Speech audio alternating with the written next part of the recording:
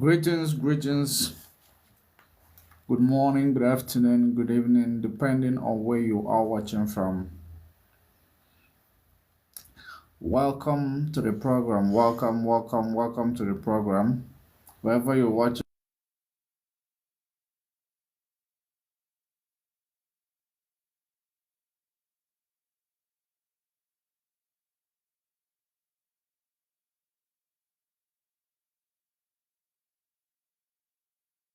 welcome to the program. Welcome to the program.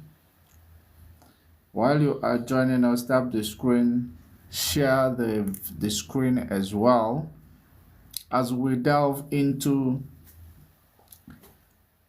what we have today, the continuity of what we did yesterday. Death is an illusion. We do not really die. That is what we are continuing. And then I promise you today that yesterday that I will be talking about the soul recycling. So the soul recycling process is what we're going to talk about. When does the soul return? When do you return and how do you return? That's exactly what we're talking about right now. As we all are aware that death is not the end of it. Death is not the end of it.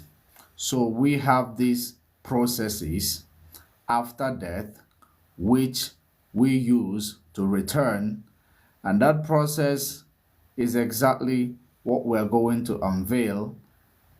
But while you are joining us, tap the screen, share the video, and invite others to join, because we are in the era of revelation. We are heading to the 5th dimension. We are heading to the time of apocalypse, the spiritual awakening, the era for knowing. That's exactly where we are right now. Of course, people who are, more religious or too religious will not understand what we're saying or what we're doing, but it is the time for knowing. So, once we are born in this planet Earth, because Earth serves as a purgatory. Earth serves as a purgatory where you are recycled. You are recycled. Ranks is given. Immediately when someone dies, they go through another spiritual recycling, which is going through some sort of aptitude test and judgment, but it is not in the perspective of Christian teaching, because Christian teaching is disjointed in a way that you will not understand exactly what you are being told. Christianity teaching is disjointing actually the information, that you will not have access to the full information. But what we're going to do right now is going to actually grant us access to those informations as we delve into this, a spiritual perspective of life's beginnings. The soul jump. Just one moment. Let me see if let's come to the screen.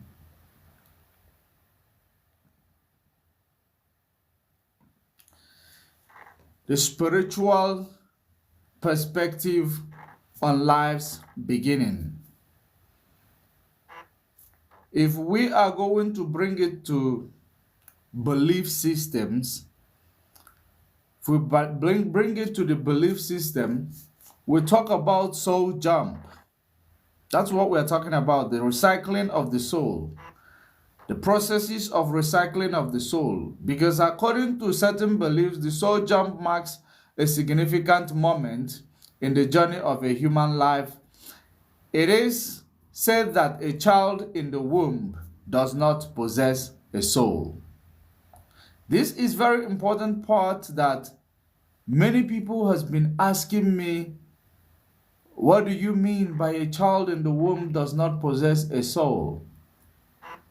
It is the simple answer that I'm going to give to those because the parents or the mother of the child possess a soul. Two souls can never actually,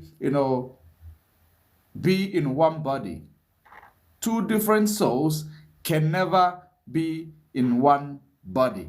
That's why the process of concept, the process of the child being in the stomach is actually creating the body. It's like before you actually insert an engine into a vehicle, the car will go through a process of manufacturing and shaping the body of the car. From the body of the car, you now start bringing in every other thing. So it is actually molding process, creation process, then the breath of life. Creation process, molding process, then the breath of life. Because a child in the womb does not possess a soul until the day of birth. When the soul enters the body, bringing with it awareness and consciousness, the spiritual concept suggests that the soul is the source of individual's identity and plays a vital role in shaping human existence, because if we understand that there are things that does not have a soul, they behave in certain way. They do not have emotions. There are things that does not have a soul, or human that does not have a soul.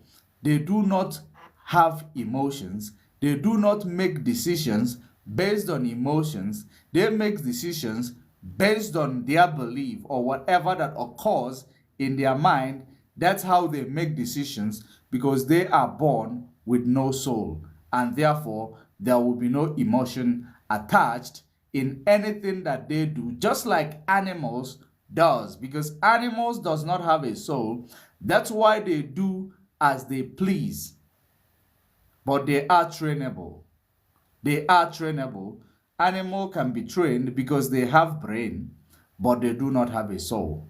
So when we are talking about this, the time the soul jump occurs in a child's life, it is thought that the soul jump occurs at the moment of the first independent breath is taken after birth. Immediately when the child is born, the child does not cry immediately. The only time the child gets to cry is it is only the time the child will take the first breath, which is called the breath of life, that inserts soul to the body. That's the only time the child will cry. And then a symbolic indication of soul arrival and the beginning of the individual earthly journey. Immediately when the breath of life is taken, because many people may argue that scientifically the child is actually alive inside the stomach. Yes, the child is alive inside the stomach, but the breath of the life and the soul of the mother is what carries the child and what sustains the child. And that's why the child survives inside the yolk that it lives in. It survives inside the yolk, which yolk is a liquid, and they could drown inside the yolk, but they cannot, because they are not conscious. The only time they will begin to drown is the time the consciousness arrives. And the consciousness arrives at the first independent breath of life is taken. That's the only time consciousness arrives. Now you will understand that proponents will agree with me that the environment of the womb provides a protective and nurturing space for the developing child, where the mother's consciousness serves as a guiding force until soul joins the body. In this view, the soul jump is a transformative event that imbues the child with sense of self-awareness and the capacity of consciousness experience, or conscious experience rather. So, in the time of the soul jump, the child become aware. The child become aware, welcome to the realm of this reality of this realm. That's when the child is welcome, and that's when the stimuli, the child start responding to stimulus, and that's when the child will now drown if they are born inside the water. Remember, if a child is born inside water, or the notion that a child can be born underwater and still survive is attributed to the idea that the soul has not yet fully integrated with the physical body at birth. This belief suggests that the child's consciousness is not fully human until soul jump occurs, allowing for adaptation to different birth environments, including water birth. Because water birth is, of course, if you take a child and throw them into the water, they will drown immediately. But when they are born, before the occurrence of breath of life, the child can survive inside water because they are not conscious. Until the breath of life is taken, the child survives inside water. The child survives inside water. So this is actually the process through which the soul arrives. It does not stay inside the body. Of course, many religious belief or cultural belief may argue or may suggest that the soul enters the body immediately after conception. They might suggest that the soul enters the body immediately when the child is conceived. That's not, I wouldn't doubt their belief system, but in our reality, it does not make sense. It does not make sense in our reality, because a body cannot accommodate double souls. There must be, or there will be conflict. There will be conflict, because while the concept of soul jump may vary across cultures and belief systems, it serves as a reminder of the sacred nature of life and the interconnectedness of the spiritual and physical dimensions of existence. By contemplating the mystery of the soul jump, individuals can, or will be conscious to explore the deeper meaning of life, birth, and the eternal journey of the soul. We have a calling.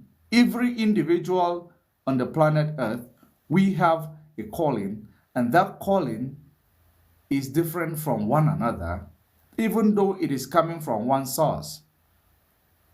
And that calling that we have, we must fulfill that calling in order to reach the high level of consciousness and high level of holiness. And we now transcend. Because when we think about the earth being a purgatory, it is a place where when we talk about hell, the concept of hell is not actually about a place where there is a flame of fire burning. No. It talks about a place where there is no peace, where there is no harmony, a place where there is no, equality. That is hell, a place of prejudice, a place where people hate each other. That is exactly what hell signifies. It is in this our realm. That is hellfire. And hellfire signifies actually a process through which we are made whole. Because that process takes you through correction. It takes you through correction. If you do something wrong, the law of nature, which is popularly known as karma, is going to replenish you. It's going to pay you back, rather. According to your deed, what you sow, you shall reap. I say that over and over again. Whatever you sow, good or bad, you shall reap. It will occur to you the same way or even extra. The same way you did it is the same way it is going to come in double portion.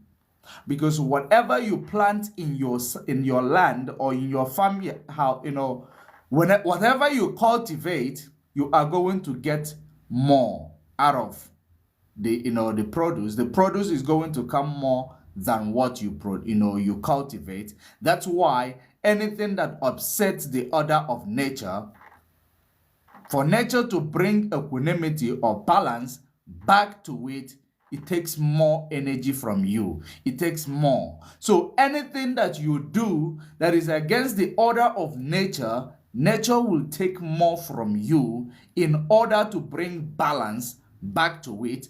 If you unalive people, nature will take more from you, more life from you, in order to establish balance. Because you do not have right to unalive anybody, because you don't have the knowledge as per how this individual is formed. So in this process of recycling us back to earth, it is about taking us back to hell, purgatory.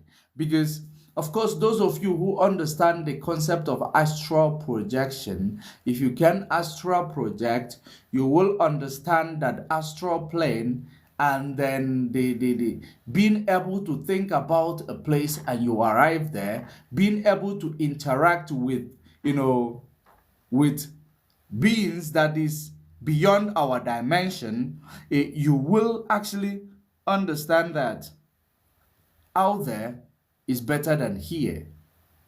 Out there is better than here. It's more fun. There is no pain. There is no regret.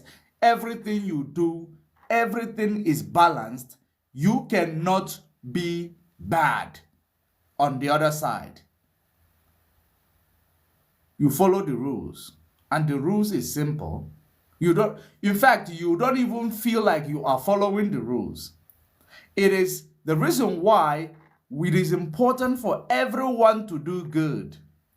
It is important for everyone to do, to understand the importance of love. Because if we can understand the importance of love and begin to love each other and understand that every human is equal before the source, in the eyes of the source, the only thing that undermines your status in the eyes of the source is only your commitment, your sins. And what is sin? Sin is doing anything that works against the order of the nature. That is sin. And karma is going to actually return and pay you back everything that you are doing. But people does not understand, and that's why the church does not want to teach people the real truth, so that people will continue to believe that it's all about, if you accept Jesus as your personal Lord and Savior, if you accept Allah as your personal Lord and Savior, if you accept Yahweh as your personal Lord and Savior, then you are done. That's not actually, the way it is. You don't need to accept. There is nothing like acceptance. It is about knowing. It is about knowing and walking towards this dimension of higher consciousness and higher vibration that transcend your emotions, that transcend your wickedness, that transcend your, traditional way of understanding and, reaction to the stimulus. Because what actually brings us to commit, all these things that goes against the order of the nature, it is about, number one, our emotions. Our emotions. Our emotions is good because that's what makes us a human being. But when we let this emotion takes over, or when we allow this emotion to be the one in charge, instead of us allowing the God in us or the source in us to be in charge, to guide us, and to make decisions on our behalf, we allow these emotions, which the emotion is actually there for you to feel pain and for you to understand other people's pain. But you are using this emotion as a weapon to actually drive yourself into doing something that works against the order of the nature, which continue to create a purgatory for us in this planet Earth. Because the reason why planet Earth is created closer to the source is because planet Earth is very important to the source, and the source is closer to planet Earth, is on top of planet Earth, because the source have a plan for human. But before you are going to actually benefit from the plan, you must reach the level of holiness. You must reach the level, some certain level of holiness. And what is holiness? Holiness is being able to be a good human being. Being able to be a good human being. That is holiness. And we're going to actually delve deeper into it. Let's actually, conclude, the issue of soul jumping, because while the concept of the soul may vary across cultures and belief system, it serves as a reminder of the sacred nature of life and the interconnectedness of the spiritual and physical dimension of existence. By contemplating the mystery of the soul jump, individuals are invited to explore the deeper meanings of life, birth, and internal journey of the soul. The idea of the soul jump offers a unique perspective on the origin of life and the role of the soul in human existence, whether viewed as a literal event or symbolic representation of spiritual awakening. The concept of the soul jump underscores the profound mystery of the human experience, which it is when we understand, if we understand that the soul is flexible, the soul is what God, or what the book calls the breath of life. That is the soul, the breath of life.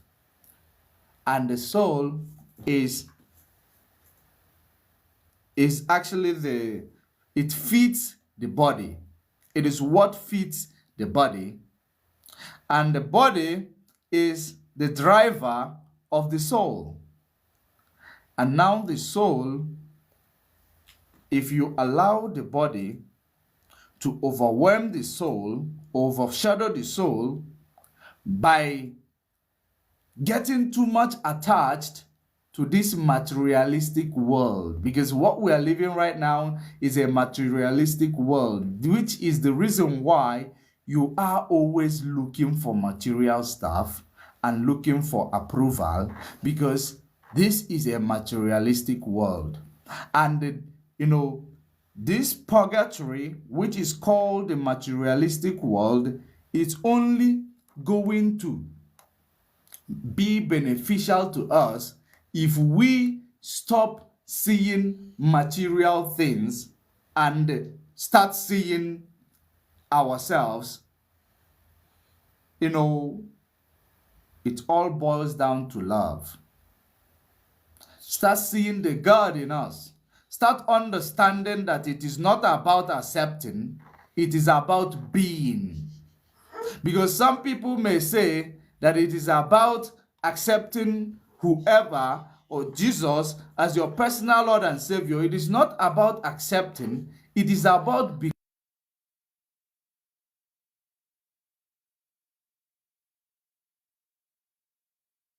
So it is about becoming, because the concept of accept Jesus as your personal Lord and Savior, it's all about you going into the state of holiness, going into the state of altruistics, of developing an altruistic behavior, which enables you to care for one another, which enables you to, look at somebody who is in need and do anything and everything you can to assist them.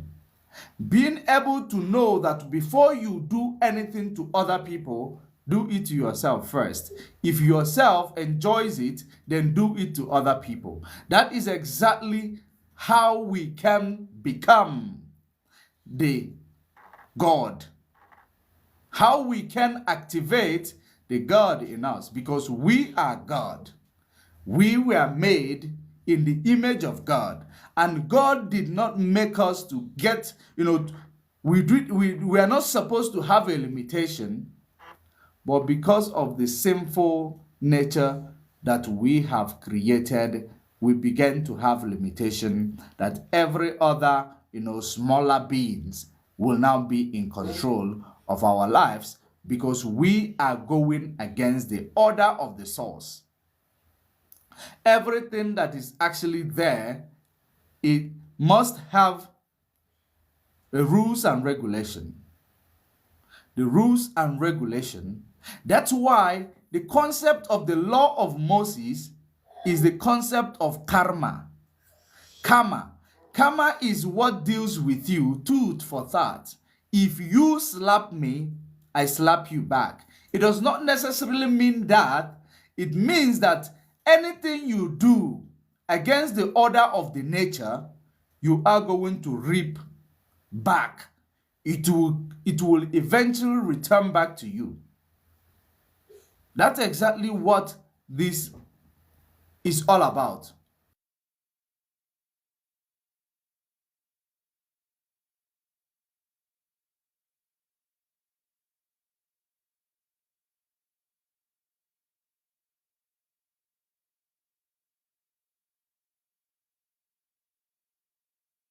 Because if we begin to understand the importance of unity amongst people, unity amongst people, like when you come to your community, if you come to your community, if you are the one who actually have more than the others, you make sure you establish that community. You make sure you don't intimidate that community because you have more.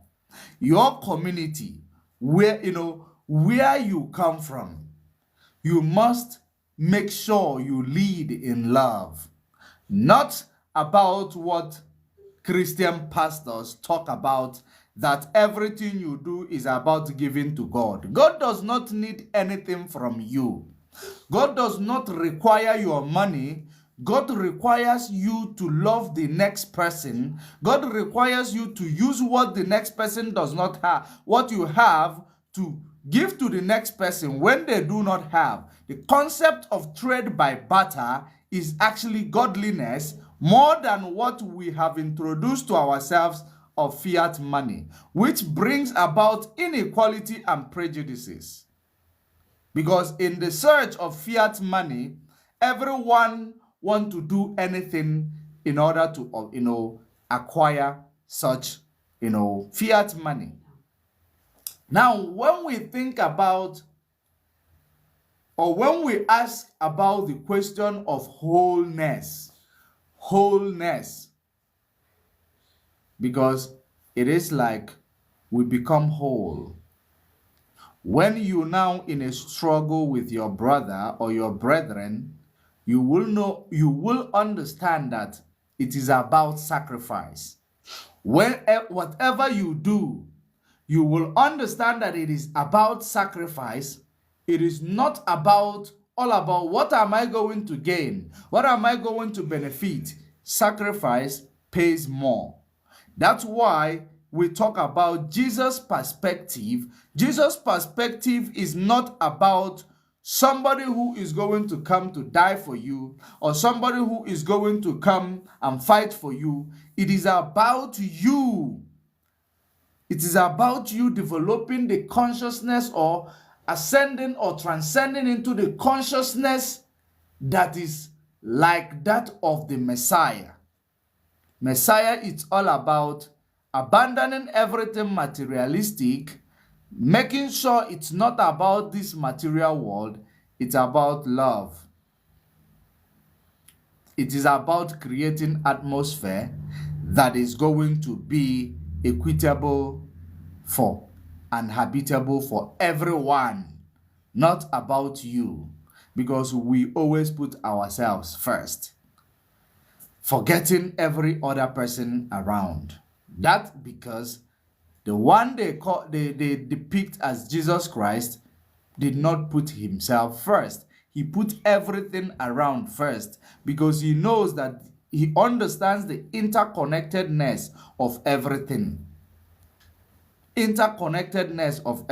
Therefore, putting everything around first will enable you and promote love, equity, and fairness within a society. And that's exactly anybody that is supposed to be a leader in a particular society or organization should have this Jesus or should lead in Jesus' perspective, because you are now serving. You devoted yourself to be the one to do the errand, to serve these people, to make life comfortable for them. But in this era, this material world, now the leaders are there just for their pocket, just for what they are going to, achieve, to be high above every other person. That is not leadership. That is not leadership. Now, when we talk about the quest for wholeness, embracing spiritual growth in a materialistic world, in a world driven by materialism and earthly pursuit, the quest for spiritual wholeness stands as a beacon of hope, guiding individuals through a higher purpose and a deeper connection with divine. The belief that God has a plan for each of us, a plan that culminates in the realization of our true potential and holiness, resonates across various spiritual and religious traditions. At the core of this belief lies the notion that until we transcend the trapping of materialism and embrace love and compassion, we cannot fully embody the greatness that we are destined for.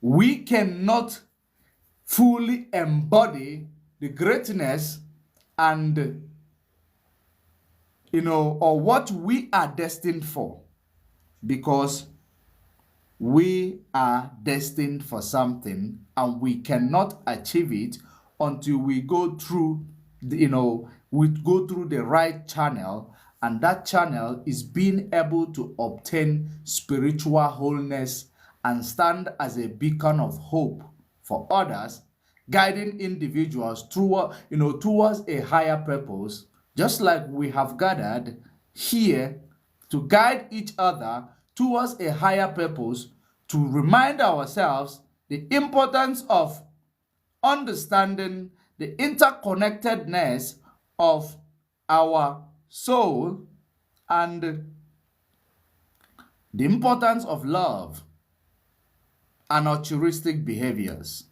That's exactly what we are here to understand.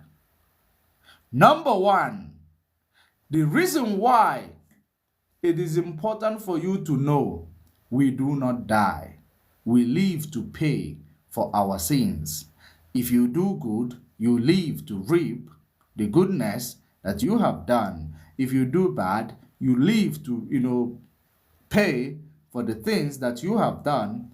Many people, in the book called the Egyptian Book of the Dead, in the Egyptian Book of the Dead, or is it the Book of the Two Ways? The Book of Two Ways, but the Egyptian Book of the Dead. When people thought was talking about how life can be manipulated, how you can manipulate the judgment process. That's exactly what it was talking about, how you can manipulate afterlife and judgment process, which all those things, there is no way you can manipulate the order of nature. It will always have a repercussion. It will always have a repercussion. Trying to manipulate the order of nature, it will always have a repercussion. There is no way you can manipulate.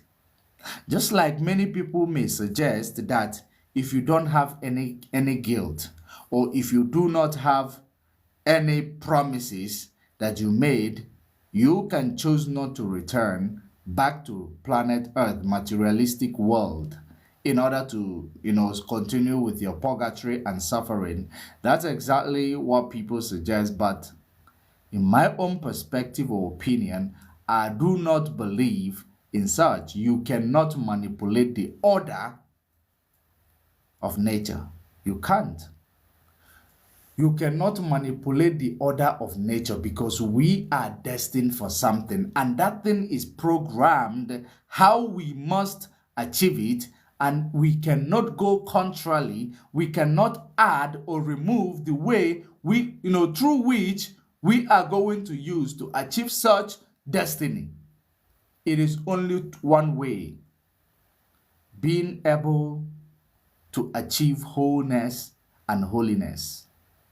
Being able to achieve wholeness and holiness, and being able to guide individuals towards a higher purpose and a deeper connection with divine, because everyone has a purpose, but not everyone knows their purpose, and not everyone knows their the reason why they are here. It is up to you to look for knowledge, because ignorance is not an excuse that you do not know your purpose. If you do not know your purpose, the simple thing that you need to continue to do: love your neighbor, love your fellow human being, just like you love yourself. Bring joy and harmony within your reach. That's it. Joy and harmony, love brings about positive energy. And when there is positive energy, vibration is actually, more stronger. And what is this vibration we talk about? Vibration, it's about activation, of the God in you.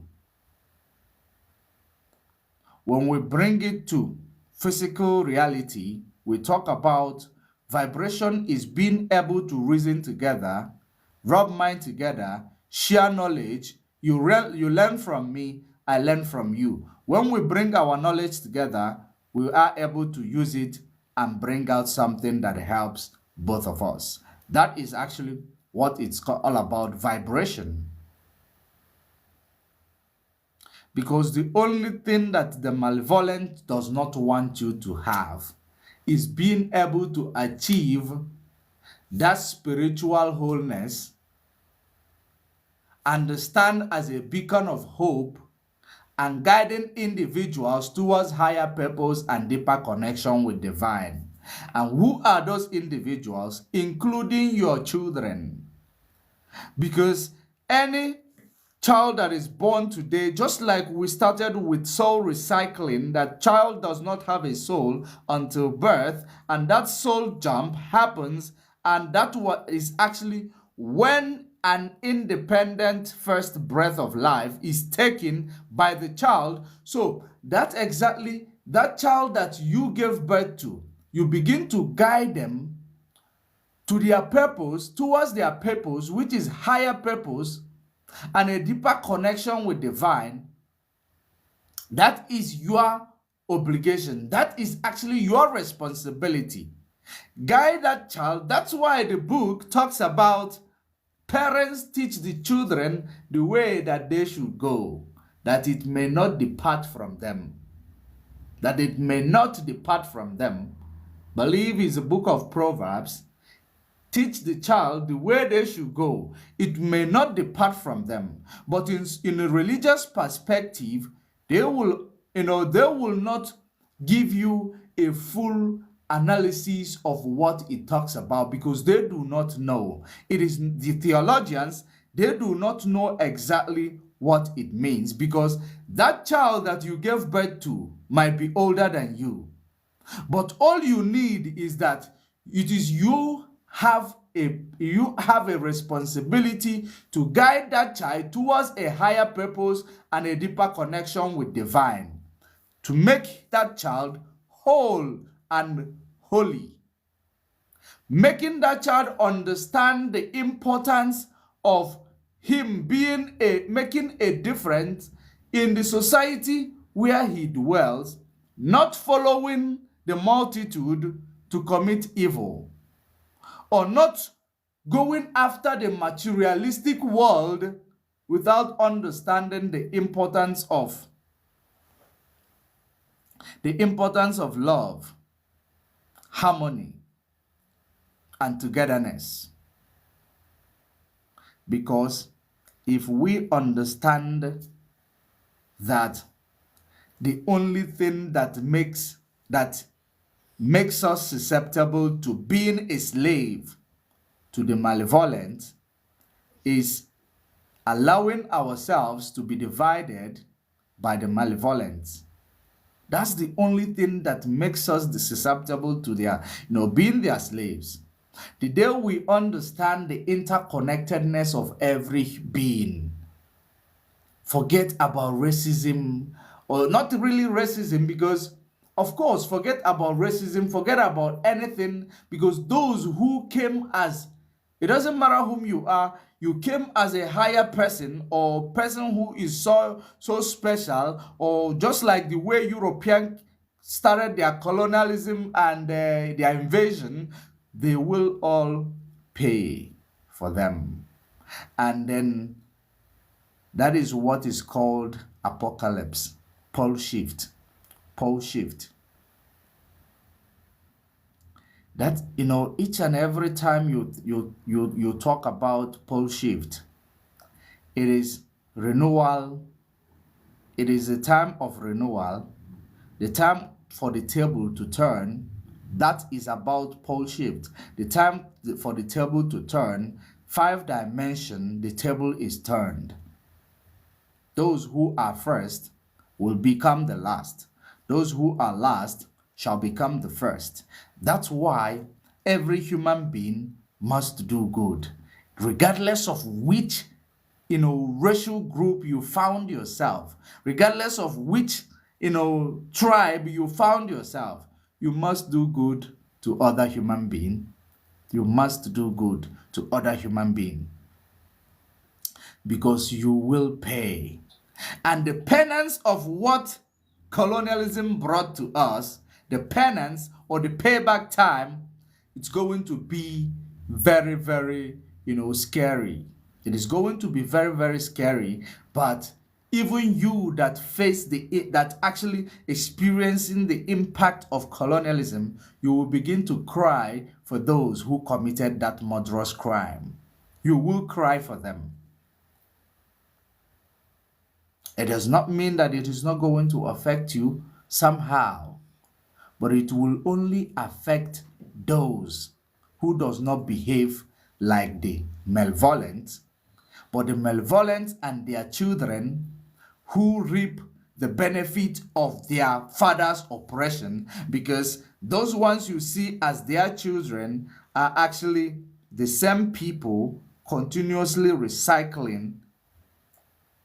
That's why the payback time is not, it is not yours to pay back, because the payback time is just of a natural course. It is going to come. And this payback time, it is just table turning. And that's why the source gave us opportunity to get to the time of apocalypse, pole shift, the time that we are going to understand and have more knowledge, the time we are going to be more informed, because the only weapon we need is information. Once we are more informed, information, understand exactly our purpose, that's the only thing we need. We are the primordial state of creation. We are the primordial God. That's why every force want to take a piece of us. Every force want to take a piece of us. And the only thing that keeps us susceptible is being able to, allowing ourselves to be divided. That's what keeps us susceptible to all these forces that want a piece of us. Because we are unique. We are the most unique creation of the source. That's why he kept us closer to him. Even though we disconnect, but we are still closer to him.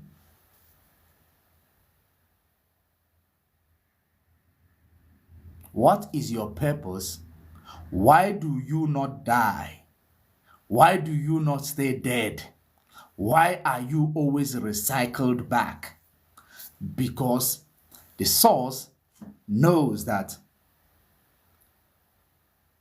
for you to behold, just like an adage says that before a gold becomes a gold, or shiny, or beautiful stuff, it goes through many fires. Through many fire in order to become that beautiful thing that we all wish to have. It goes through many fire process, before it becomes what you want. Now, before you become that which the source actually created you for, you should go through trials. You should go through, different, stages of life. Keep on recycling you back to this hell or purgatory, whatever you call this materialistic world, because if you have been there, you will understand that this is hellfire. And hellfire is a place where you are corrected. You are corrected. Because people believe that it's all about having money. It's all about building generational wealth, having the whole world money on your side. That's the only thing that gives you peace. If you imagine a place where you will be right now, where no one is thinking about, I am not thinking about somebody who is going to fight with me. I am not thinking about somebody who is going to unalive me. I am not thinking about someone who is going to go to war. I am not thinking about someone who is going to, hate me for no reason. I am not thinking about having an accident. I am not thinking about nothing. I am just made whole. I am content. I am protected. I don't feel any fear. There is no fear. There is nothing to worry about. You fly above any limitation. Would you want to come back if you find yourself in such position? No, you wouldn't want to come back. The comeback is just you don't have a choice because you must come back to pay for your crime. People believe that living on earth here is most beautiful thing. No, it's not. It is not the most beautiful.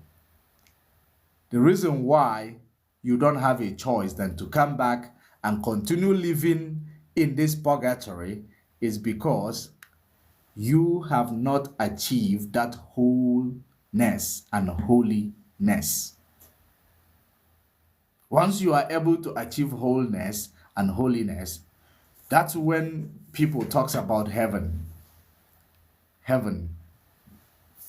Within you, wholeness and holiness will make you, even on earth, you can create heaven on earth. Wholeness and holiness, you are not stressed about anything. You are not worried about death. You are not worried about owing someone. You are not worried about wearing, things that are so expensive, things that will bring approval to you. No, you don't think about anything. You just think about, how do I do good? How do I love? How do I care? How do I, protect, the people who are, in danger? How do I do good? That's the only thing you feel. Oh, you feel whole. That is wholeness and holiness. That's when you know that right now I am in the process of, getting into the realm which is called heaven. The realm called heaven. That's when you will understand it. Because the hell we are into right now, you are serving the master, the malevolent, in want of all things. You can never get satisfied. You continue to want more. You continue to want more. And they continue to make it difficult for you to achieve that which you want. That the only way you are going to achieve even a little piece of that thing you want is committing crime, or eating something that belongs to the whole community, eating something that belongs to another, or doing violent crime that will probably you believe it is going to solve your problem. No, it is putting you in more and more problem. Because the concept of being the image of God is a powerful reminder of the inherent divinity within each of us. It signifies a sacred bond between humanity and divine, suggesting that we carry within us the seed of greatness and the capacity for transcendency. Now, if we carry within us the sacred bond between humanity and divine, but it is not activated because we don't know how to activate it. And the only way to activate it is to be able to understand that love conquers. Love actually is the answer. And we're not talking about loving a girlfriend. No. It's not about loving your girlfriend. No. It's about love. Every human. Don't ever think about taking the life of any human being. Don't ever think about taking the life of any human being or putting another human being through a pain that they will wake up and cry when they remember it. Because it brings more limitation to us. It brings more limitations to us. And it takes away that sacred bond between humanity and divine, separating us from the source, separating us from our star system, Because every human being is connected with a star, and that star is what guides your path. That star is what actually, watch everything that you do, guide you. But you can disconnect from the star. Once you are disconnected from the star, which is what is connecting you to the source, just like during the time of astral, projection or quantum travel, the only thing between your soul and the body is what you call the silver cord. The silver cord. That reminds me that during the process of a childbirth, or when a child is conceived, the only thing that connects the child and the soul is that there will be a silver cord that will allocate the soul to that body. That's the only thing that brings connection, the silver cord. It brings connection between the soul that is preserved and the body. So when the child is still in the belly of the mom, they have a silver cord connecting them to the soul, because the soul is already allocated to them, waiting for them to come out and take the independent breath of life, which is the soul jumping in, and the child begin to, remember, I am back. And they start screaming, crying, responding to stimulus. So that's exactly, for us to understand that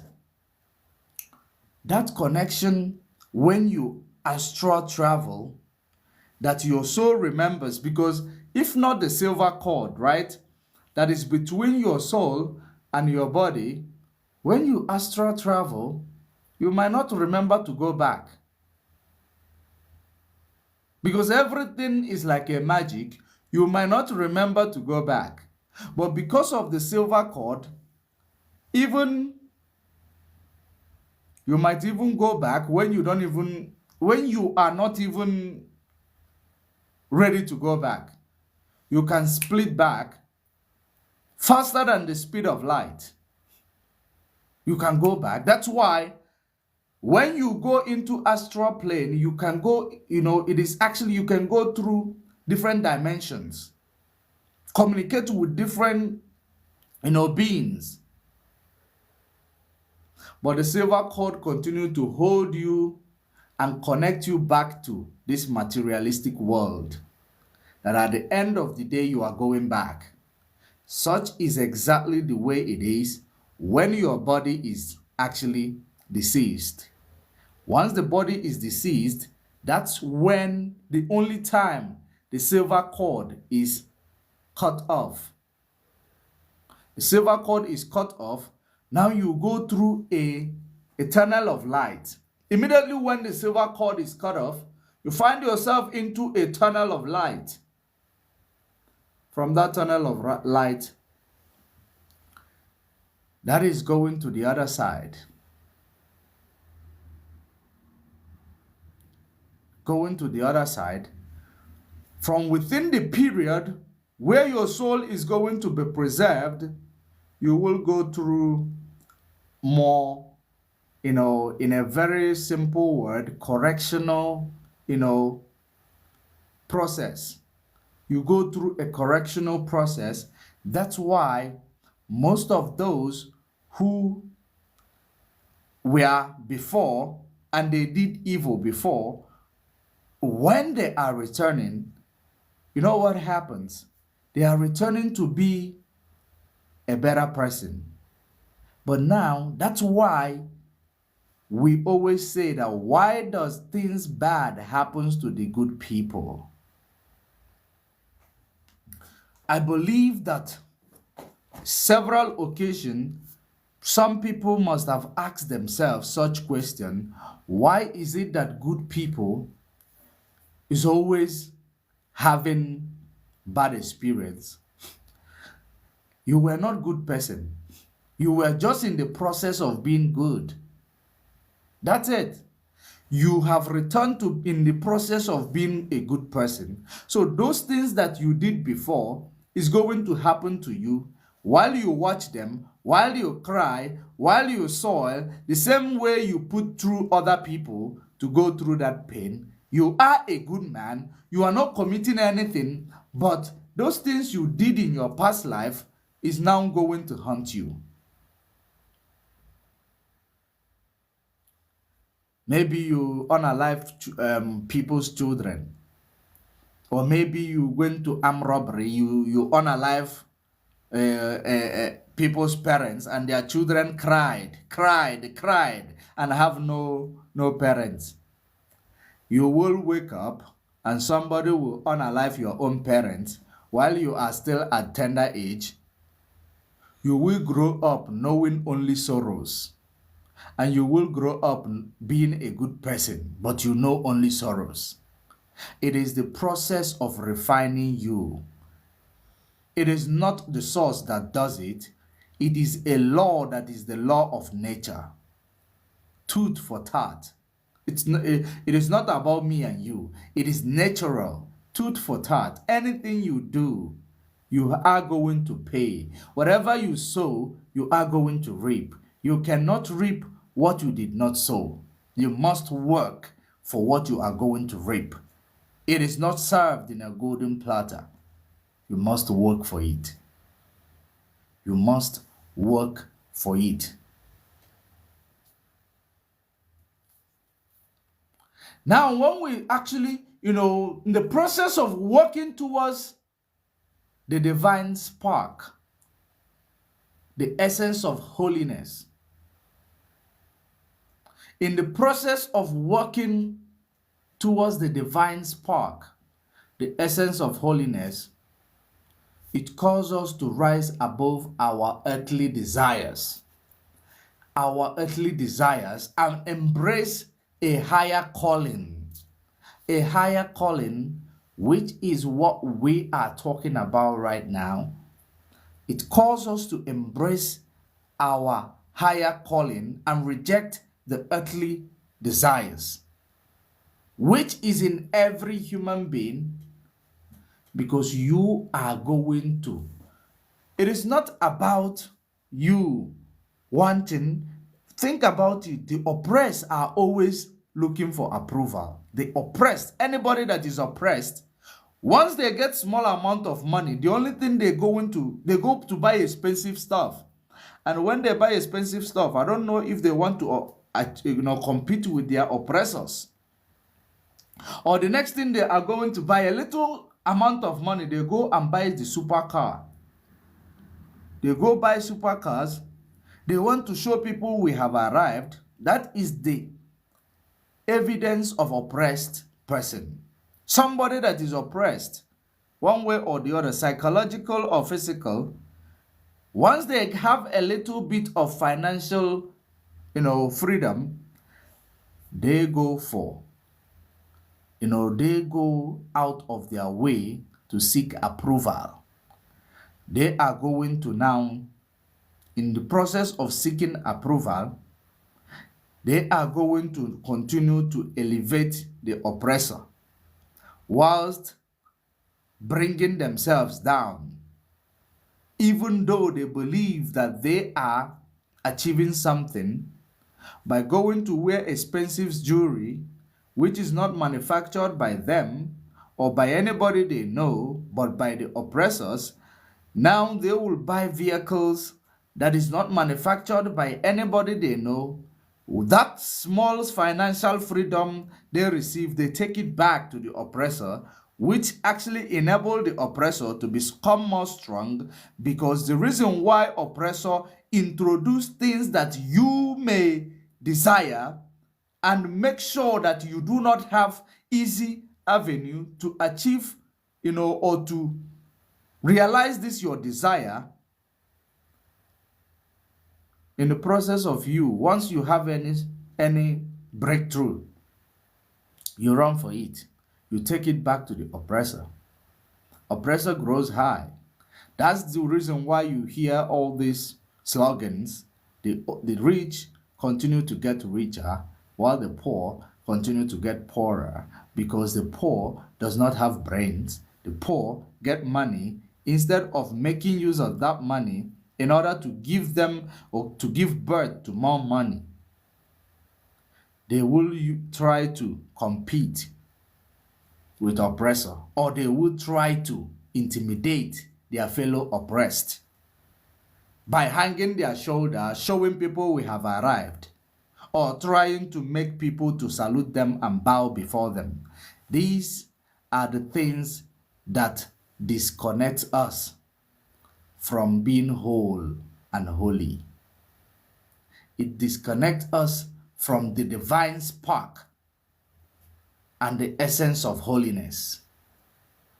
And that is the reason why we are now on a call to rise above earthly desire and embrace higher calling, one that is rooted in love, compassion, spiritual growth, and above every other earthly desire.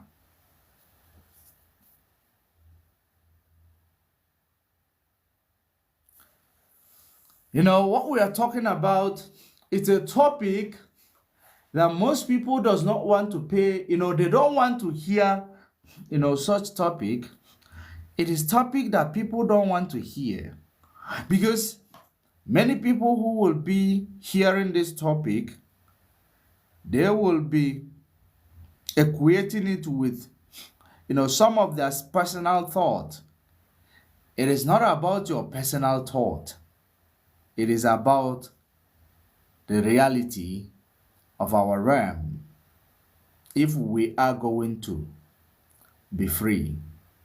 We are different from malevolent. We are different from malevolent. Malevolent is actually, in fact, the source knows about the malevolent. He knows. And malevolent is what put you into test. Doesn't mean they are not going to pay. They will pay. And malevolent is not from our realm.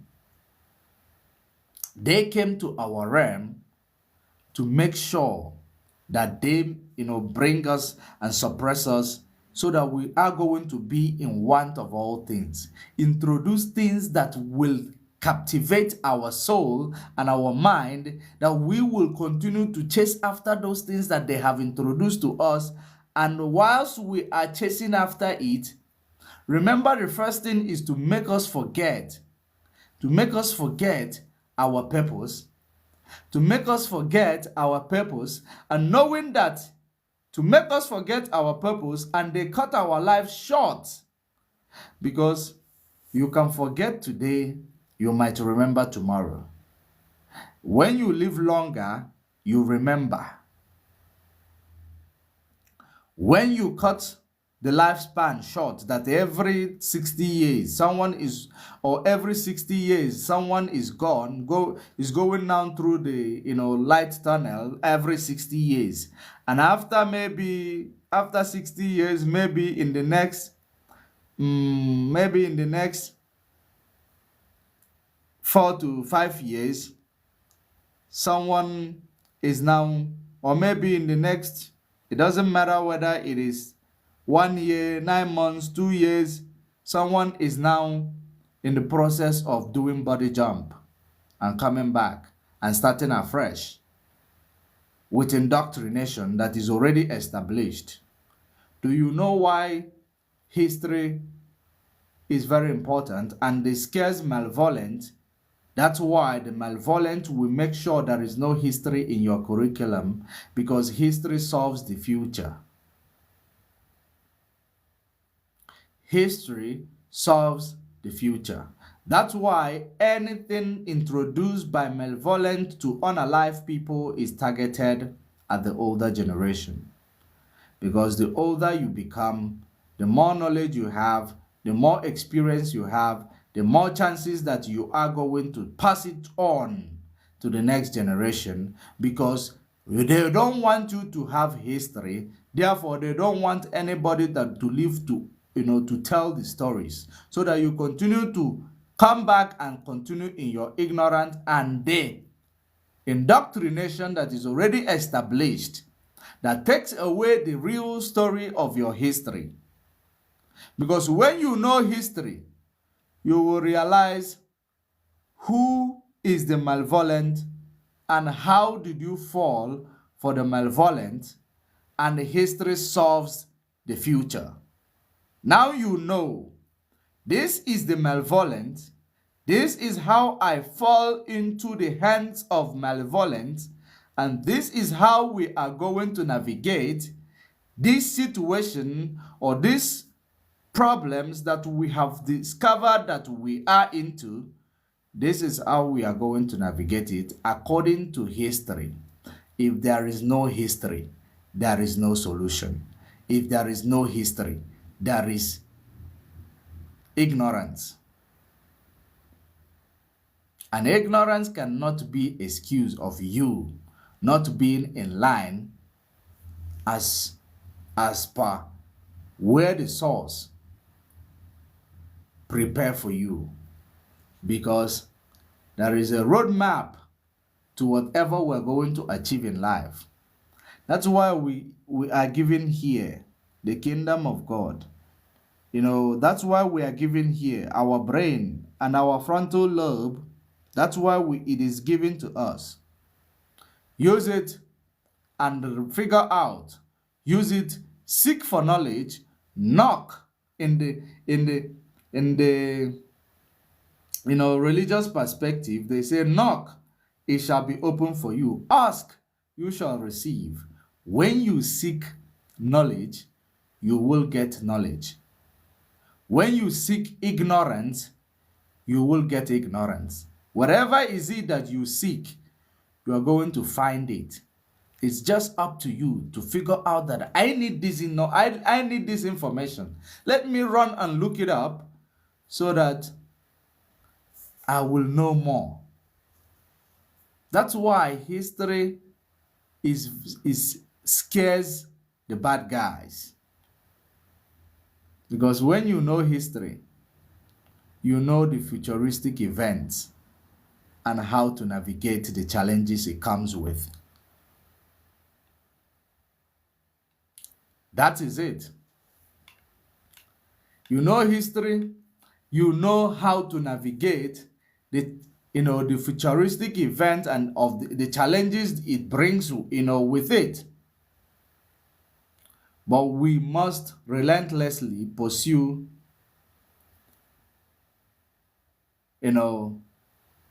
we must relentlessly pursue knowledge, which comes from information. Because knowledge does not fall from the sky. Knowledge comes from information. And we must reject the relentless pursuit of material possessions. That's what actually puts us under pressure, that we can commit different crimes or the other, because we are focused on how to achieve this material stuff, instead of understanding the basics and achieving the basics and working hard, tirelessly, earning an honest. That's it. That's it. That's the only thing that will help us transcend above the limitation that is created by malevolent. If we understand that we don't need to compete with malevolent, we need to be whom we are. We need to continue to chase after it naturally. We need to be organic. Organic.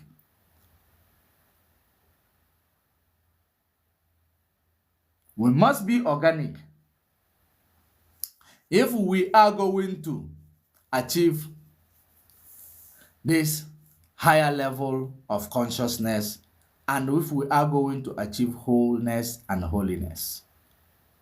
We will be made whole immediately when we reject the relentless pursuit of material possession status, and power, because it clouds our vision and distract us from the path towards spiritual fulfillment. It is in letting go of these superficial desires and learning to prioritize love and compassion that we can begin to unlock the true potential that lies within us.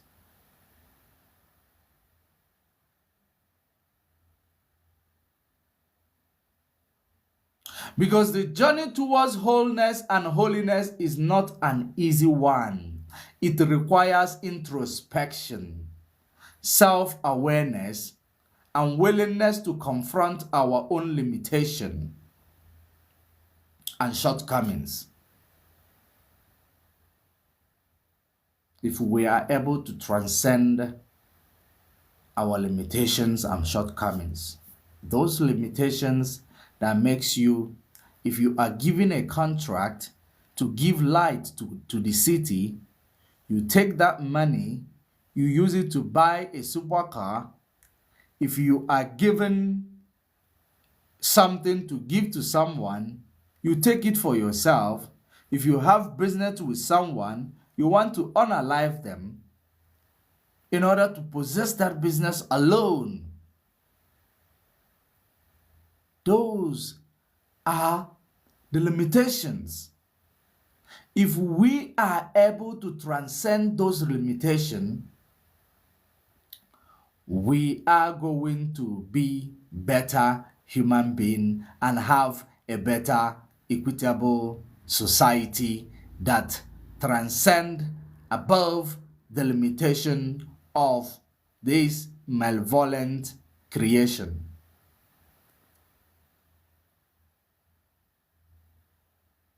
Because it will unlock the true potentials that lies within us.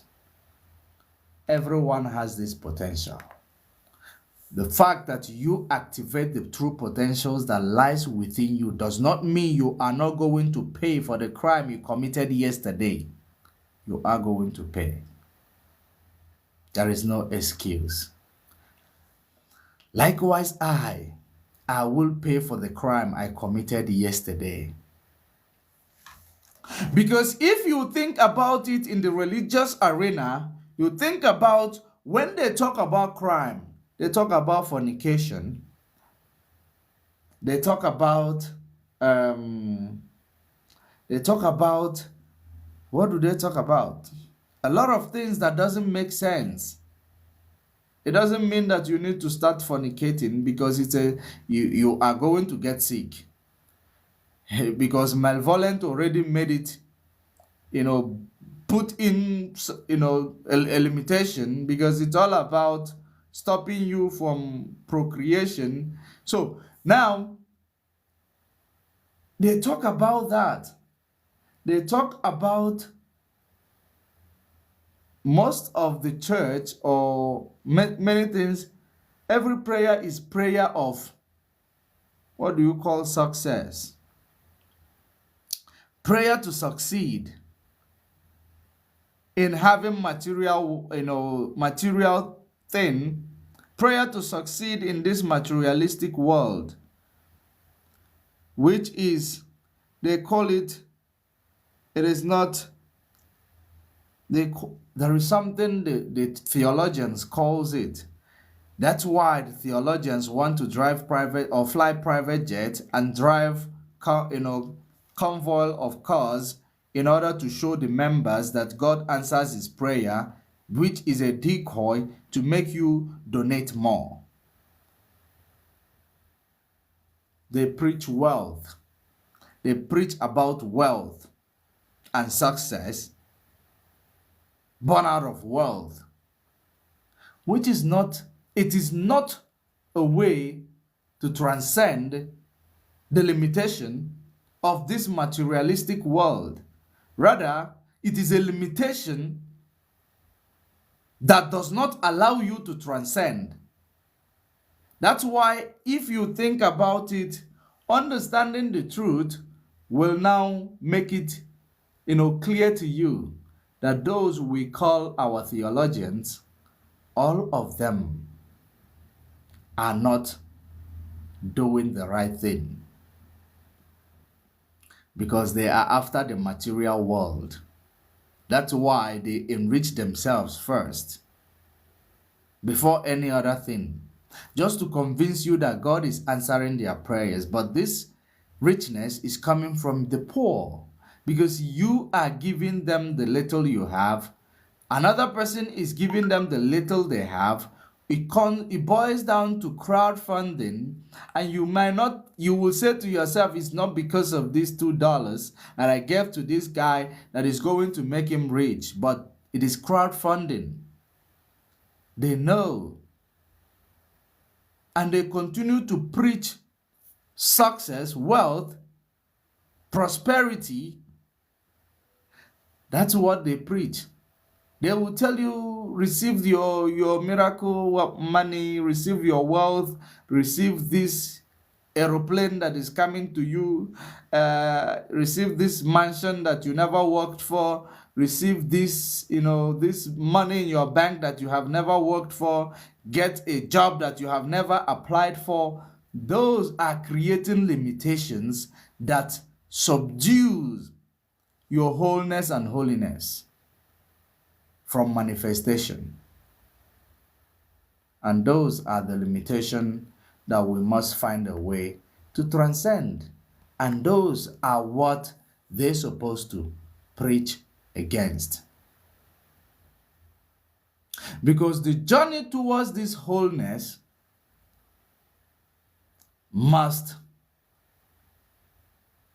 it is not an easy journey. It is not an easy journey. Understanding the settings of our material world, understanding the achievement of malevolence, what they've been able to achieve and create, many policies that they have enacted that controls our day-to-day activities and our lives, the way we live, the way we interact, the way and what we consume. They are in charge. They are in control, which keep us down. It keeps us down and continue to keep us down until we realize that understanding each other, who are the oppressed, and working together, coming together with one voice, with one mind, and understanding that we can boycott and innovate. Boycott and innovate will help us to do better, which brings a better vibration, which brings understanding among siblings, which brings understanding within the primordial state of the creation, which now awakens the darkness which is being vilified by light.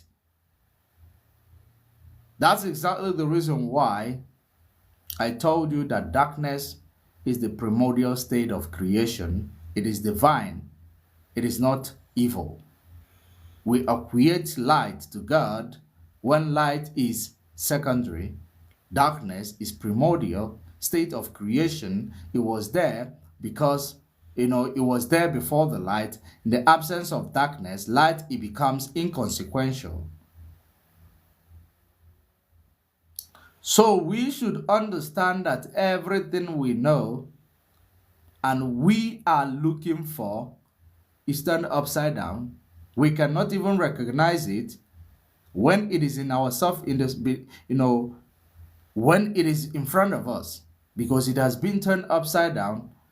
The way we learn, the way we understand, the way we used to know. That's why history scares the malevolent. History scares them. That's why it is important to them to remove it and scrap it from your curriculum,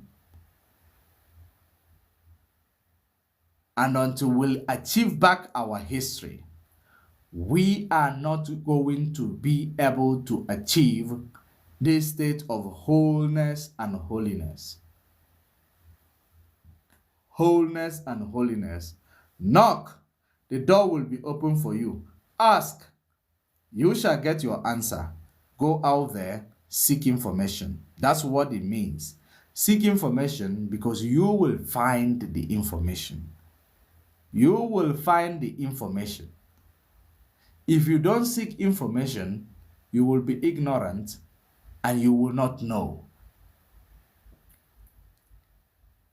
Because it beckons us to look beyond the ephemeral pleasures of this world and to seek a higher truth, a truth that transcends the material and connect us to something greater than ourselves. And what is that something that is greater than ourselves? What is that is greater than ourselves? Connecting us back to the source. Because we are disconnected from the source, from our stars. We are disconnected from our stars. And for us to connect back to our stars, we must be able to achieve the state of wholeness and holiness and reject anything that places us under pressure in the pursuit of material things. Because think about it in the perspective of our reality. Thinking about being rich. Thinking about being rich, it is not about you showing people you have arrived that makes you rich. It is about you investing wisely. It is about you understanding the market. If you are an entrepreneur, you understand the market, then you know what to bring into the market at the right time. Because now, if you are going to now focus on wearing Gucci, Gucci, Louis Vuitton, and Versace, if you prioritize it as a business person, you are not going to go far. So it is actually the way it is in our spiritual reality. It is the same way it is in our physical reality. If we spend too much on material things, we collapse our business. But if we invest more towards the business, we will have more to spend in future. That is exactly what it is. If we are always up for this material world, we are going to lose our peace, inner peace. We are going to lose our ability to love. We are going to lose our ability to do good. Because we are chasing after shadow, the material things in this materialistic world. That's the way it is. That's the way it is. Because we have embarked on this journey of self-discovery, spiritual growth. We are reminded of the profound interconnectedness of all beings. That's why you cannot take a life, because you are taking the part of you with that life you have taken. You cannot harm another person because you are harming the part of you. And it will come to reality of you being in the position where somebody else is going to take your life or take the life of the loved ones, the one you love so much, so that you will cry the same way that person you have ruined their life cried. That's why you should understand or be reminded of the profound interconnectedness of all beings. Do unto others what you want others to do to you. We are all from one source. From one source. But doesn't make it, doesn't grant you access to pull a trigger at me and expect me to keep quiet. Self-defense is allowed because the nature defends itself. Self-defense is allowed. Nature defends itself. But the revenge is not allowed. Nature does not revenge. Nature is programmed. Now what goes around comes around. If you are able to defend yourself, you defend yourself. If you were not able, you don't go for revenge. Nature will take its course. You just need to vibrate higher than the enemy. The enemy will go down, you go up. Brain work is what the oppressed need right now. Brain work. It is not about calling Russia to come and help you. This person is unaliving us. We have a tyrant who is a... no. Brain work. If a nation that is oppressed will come together and work together, they can even abandon the leader. The leader will be there being leader. The nation will abandon the leader. The nation will abandon the leader, make their own, plans. You make your own plans. As long as you are together, the number brings more vibration. That's why united we stand, divided we fall. The reason why one man goes into the position of rulership, because there is no leaders. They go into the position of rulership and rule over millions of people into the dish, is because your inability to talk with one voice, because you don't understand wrong from right. You always now begin to see the next person as your problem instead of seeing the government as the problem, because the government becomes the God that's supposed to be, making things easier in this materialistic world. That's the government. They're supposed to be the God that makes things easier, but they cannot. And you don't have a solution because you cannot agree with one another. You say A, the other one say B, the other one say C, you say D. Or you begin to look for problem in a wrong person instead of seeing the problem for what it is. The malevolent will now appear as the angel of light, sparking the fire. You are dancing to their tone. As you are dancing to their tone, they are winning, you are losing. You continue to cry the same cry for the sake of the same problem in the next 60 years. No change will come until you understand the profound interconnectedness of all living beings within your reach. Just as we called to embrace our own divinity and strive towards wholeness, we are all also to recognize and honor the sacredness of all creation. In learning to love and respect all beings, we move closer to the divine blueprint that underlies our existence, a blueprint that envisions a world where love reigns supreme and all creatures lives in harmony and balance, where everyone will be respected, and where you are going to belong in the society that you find yourself into. It is very, very important.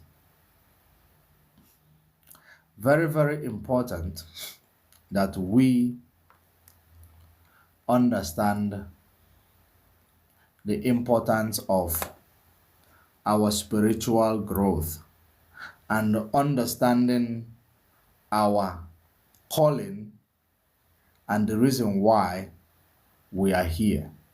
If we can't understand the reason why we are here, we will work towards that. You will find out everything will begin to fall in place. Everything will begin to fall in place. There is a saying that says, or adage that says, if you run faster than your God, you will run until you get, or in fact, until you collapse.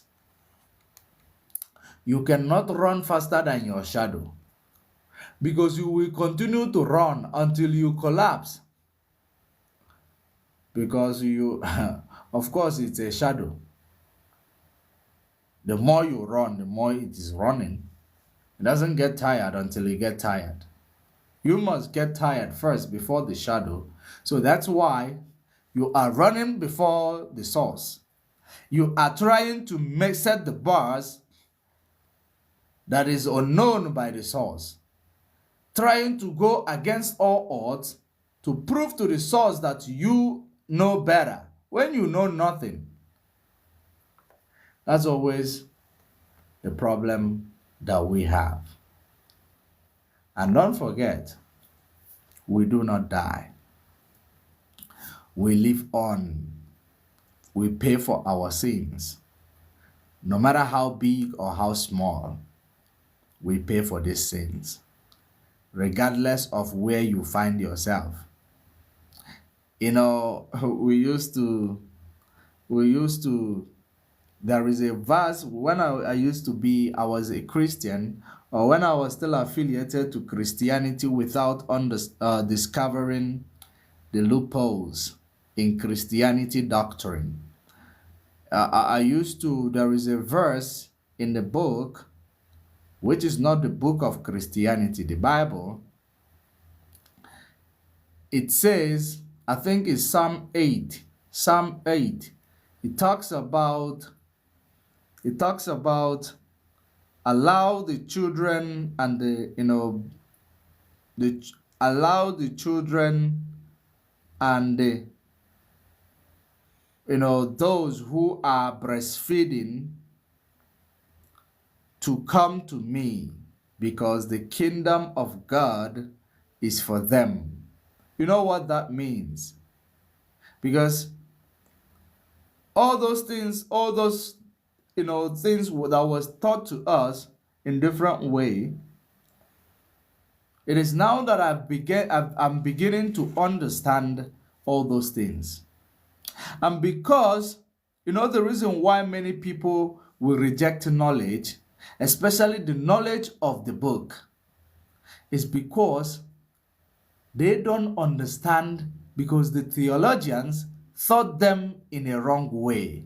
So when they realize that it doesn't make sense, they want to, they will lose it. They want to burn the book.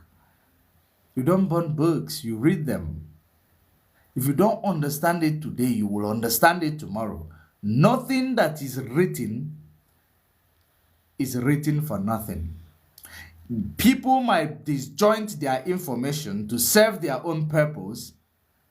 There is a place where you will find something to actually reconnect that information. That's why you knock for the door to open. Seek and you shall find. And that is why this indoctrination, we need to bring change.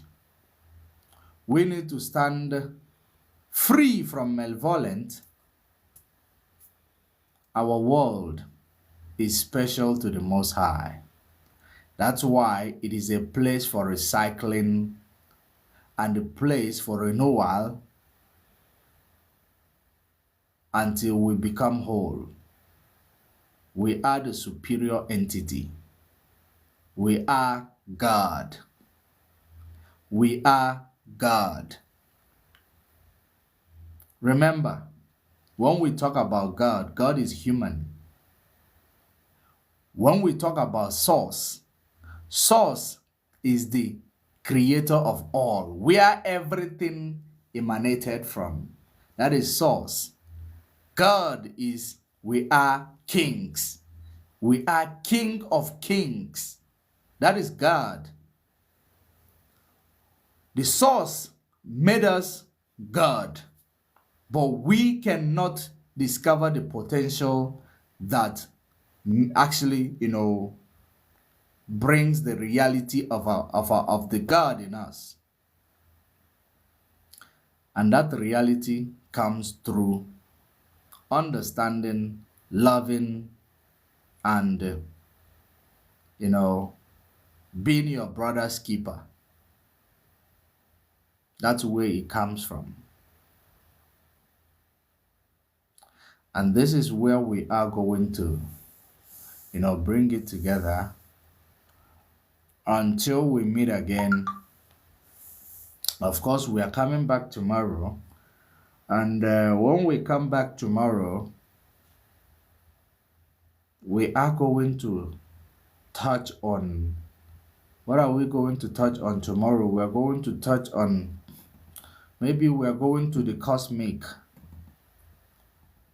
We're going into cosmology, understanding our planet system and our galaxy. Or maybe we're also going to touch on the GMOs, because like I always say, GMO is going to make the life of our children, the lifespan, to end at the age of 60 years old. That's the plan. That's why GMO is being introduced. The malevolent want us to continue to consume things that is against the order of the nature.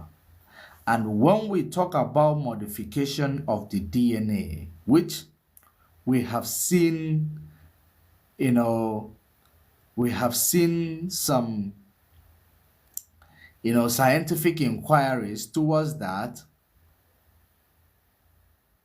how, it actually affects some organs in our body, which the mainstream will not report. But even though we have seen it, even from the, some mainstream source, but they will tell you it is not confirmed. There is no empirical evidence, but the investigation is ongoing. But we are already consuming this stuff that is still being investigated. We have been consuming it, but don't mind this. All this investigation is being conducted. What will be the outcome of the investigation is that there is no proof that it is going to do that. So we need to boycott and innovate. That's the only way we are going to get it right and set a good life for our posterity. Boycott and innovate. Once we are able to do so, we will get it right. But until we meet tomorrow, stay informed. Bye for now.